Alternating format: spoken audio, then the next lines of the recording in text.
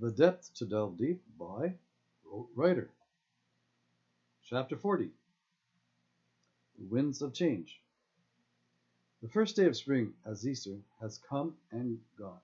Gone are his hopes that his journey will work itself out without a push or shove from above.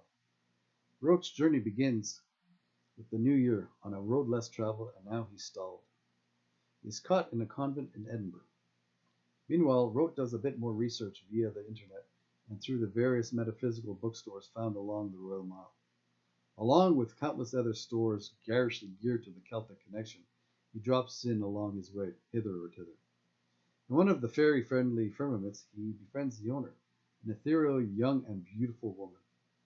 She lets Rote copy some information down from a book he brushes by earlier. Earlier, he sees her kneeling down, tending to the bottom shelf where the book is. It's the tattoo on the back of the beautiful woman, bared below her shirt, above the belt, catching his attention. Standing full of attention is his interest in her and the book cover, emblazoned with a Maltese cross, created clandestinely from Greek letters placed on top of one another, spelling Christ, along with the title Rosslyn Chapel. He peruses through. It's filled with all the facts sought on the sacred sites, the 7 Gothic cathedrals built along ley lines doused by druids. That learned, the next visit to the supernatural store is spurred on by his first trip to Rosslyn Chapel. The lovely lady who personifies the paranormal nature of nymphs looking after the store lets him know Rosalind Glen is fluttering with fairies and prancing with pixies. She confirms it's William Wallace's cave. It seems her puckish partner camped in it one midsummer's night, consecrating the interior with candles and such. He searches for the same field. Rote seeks. With whim, the woman gives him a clear quartz crystal with a metallic string-like filament afloat in it.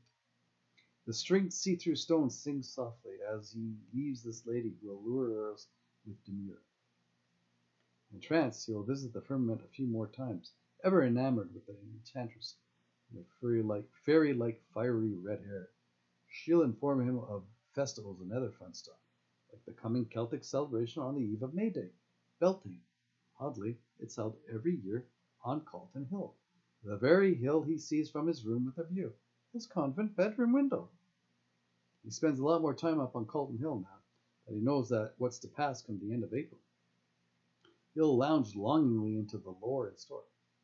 Rote brings along printed out material on topical subjects like the Beltane Festival, along with maintaining a dossier on the Maguires, Ireland, and other interesting places, sustaining his interest in the UK and beyond. All from his various visits to the college library and computer terminals, where he'll continually impersonate being a student and an employee of the college, depending upon who will ask. After all, both plights are still in limbo, allowing him the leeway to lead others to believe. It's on one of those visits to the college, after giving up on his former boss, that he catches up with her boss. He relays to her his frustrations. He's determined to get paid for the work done.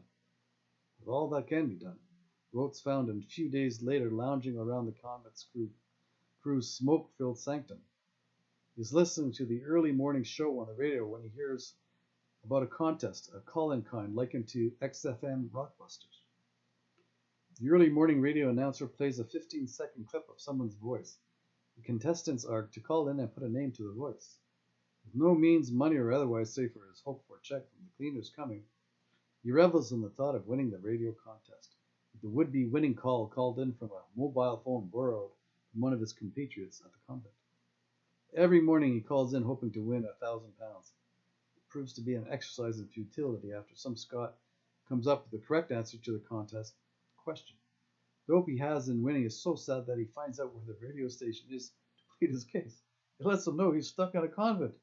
He relates how calling from the convent is next to impossible. Rote really believes he has the right answer after one of the new additions to the convent, a man so immersed in his mind he comes off as catatonic.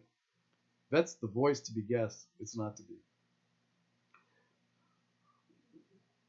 When all is lost again, he's found well when a letter from the parent company of the cleaners comes to the convent with a check for exactly £200. He immediately deposits it, knowing the 3-day working wait for checks to clear. Also, a letter from his bank arrives. It adds to the turn of events, bringing him additional comfort.